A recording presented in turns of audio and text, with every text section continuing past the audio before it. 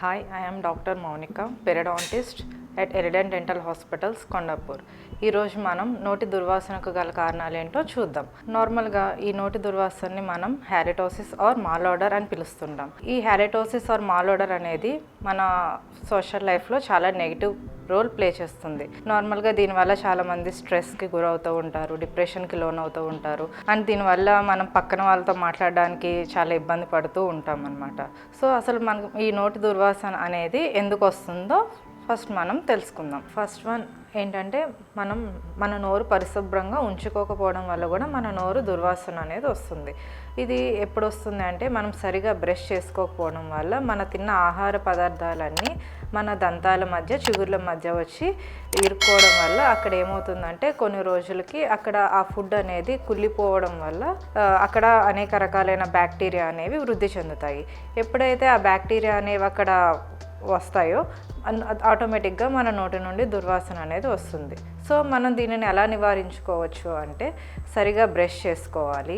And tongue cleaning కూడా చాలా important. Tongue మీద కూడా చాలా రకాలైన బ్యాక్టీరియా, ఫుడ్ డెబ్రిస్ అండ్ మృత కణాలు అంటారు, ఇవన్నీ మన టంగ్ మీద కూడా పేరుకుపోతాయి అన్నమాట. సో వీటి వల్ల కూడా మనకి దుర్వాసన వస్తూ ఉంటుంది. సో మనం బ్రష్ అనేది రోజుకి 2 సార్లు ఖచ్చితంగా బ్రష్ చేసుకోవాలి. అండ్ తిన్న ప్రతిసారి నోరు పుక్కిలించుకుంటూ ఉండాలి. ఆ తర్వాత మనం టంగ్ క్లీనింగ్ కూడా చేసుకుంటూ ఉండాలి రెగ్యులర్గా. అవసరమైతే యాంటీబ్యాక్టీరియల్ మౌత్ రిన్సెస్ కూడా యూస్ చేసుకోవాలి. నెక్స్ట్ వన్ ఏంటంటే క్యావిటీస్ వల్ల కూడా మన నోటి నుండి దుర్వాసన వస్తుంది. ఈ క్యావిటీస్ వల్ల ఏమవుతుంది అంటే, క్యావిటీస్ అంటే ఏంటి మనకు తెలుసు, పంటి లోపల హోల్ అనేది కొంచెం ఏర్పడుతుంది. ఈ హోల్ వల్ల ఏమవుతుందంటే మన తిన్న ఆహార పదార్థాలన్నీ అక్కడ ఉండిపోవడం వల్ల కొన్ని గంటల తర్వాత ఆ ఆహారం కుళ్ళిపోయి అక్కడి నుంచి కూడా మనకి దుర్వాసన వస్తూ ఉంటుంది. వీటికి మనం ఏం చేయాలి అంటే మనం డెంటిస్ట్ దగ్గరికి వెళ్ళి వీటికి మనం రెస్టరేషన్స్ అంటాం, అంటే ఫిల్లింగ్స్ అంటారు అనమాట. ఈ ఫిల్లింగ్స్ లాంటివి చేయించుకుని దానికి అవసరమైన ట్రీట్మెంట్ అనేది మనం తీసుకుంటే మనం ఈ సమస్య నుండి బయటపడవచ్చు. నెక్స్ట్ వన్ ఏంటంటే గమ్ డిసీజ్.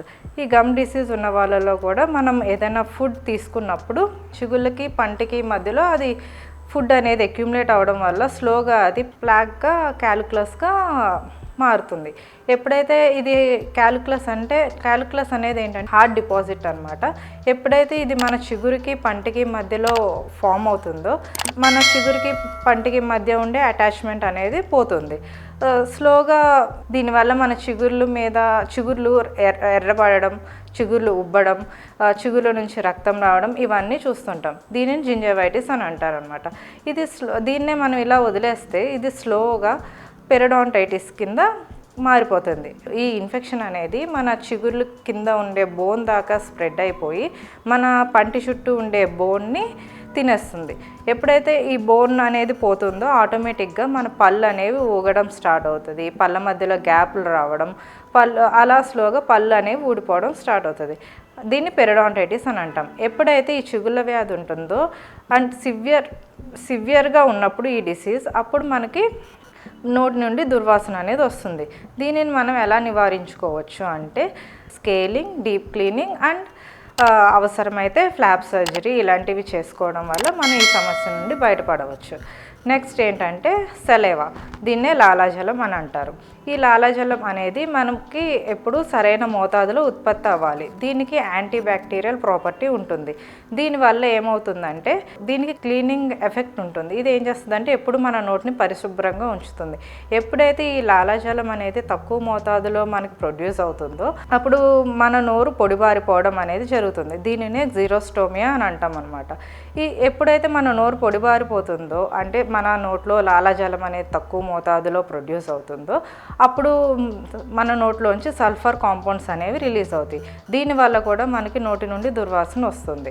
సో మనం దీనిని ఎలా ట్రీట్ చేసుకోవాలి అంటే ఎక్కువ మోతాదులో నీరు త్రాగడం ద్వారా మనం ఈ సమస్య నుండి బయటపడవచ్చు.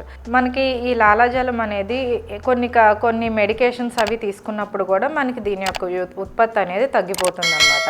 అవి ఏంటంటే డికంజెస్టెంట్స్, యాంటీసైకోటిక్స్ లాంటివి డ్రగ్స్ తీసుకున్నప్పుడు మనకి ఆటోమేటిక్గా మన సలైవా అనేది ప్రొడక్షన్ అనేది తగ్గిపోతుంది.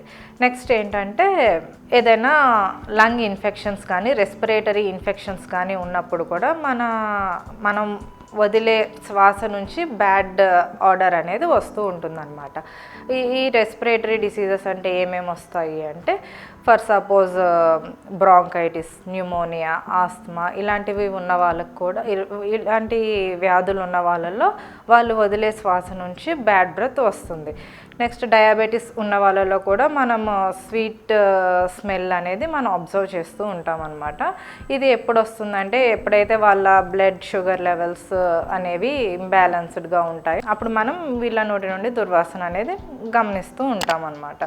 Gastro intestinal problems. ఈ గ్యాస్ట్రో ఇంటెస్టైనల్ ప్రాబ్లమ్స్ అంటే నార్మల్గా ఏమంటాం మనం, గ్యాస్ట్రైటిస్ అని అంటూ ఉంటాము.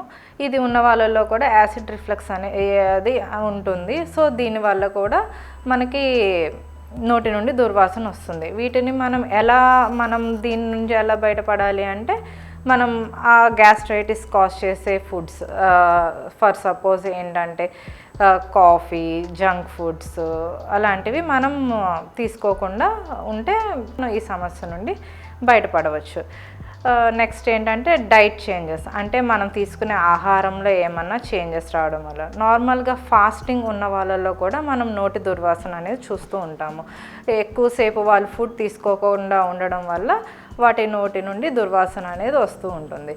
సో ఇలా ఫాస్టింగ్ ఉన్న వాళ్ళల్లో అండ్ ఏదైనా స్ట్రాంగ్ ఫుడ్స్ తీసుకునే వాళ్ళల్లో, లైక్ ఆనియన్, గార్లిక్ ఇలా తీసుకునే వాళ్ళల్లో కూడా మనం నోటి దుర్వాసన చూస్తూ ఉంటాం. టొబాకో స్మోకింగ్, ఆల్కహాల్ కూడా మనకి నోటి దుర్వాసనకి కారణమవుతాయి. సో మనం ఆ టొబాకో స్మోకింగ్ని, ఆల్కహాల్ కన్సంప్షన్ని తగ్గిస్తే మనం ఈ సమస్య నుండి బయటపడవచ్చు. కొంతమందికి not only lung infections but also throat and nose infections ఉన్న వాళ్ళల్లో కూడా మనం ఈ బ్యాడ్ బ్రెత్, అదే హాలిటోసిస్ని చూస్తామన్నమాట. సో మనం ఈ నోటి దుర్వాసన అనేది దేనివల్ల వస్తుందో అనేది కరెక్ట్గా మనం తెలుసుకుంటే, దానికి ట్రీట్మెంట్ చేయించుకుంటే మనం ఈ సమస్య నుండి ఈజీగా బయటపడవచ్చు.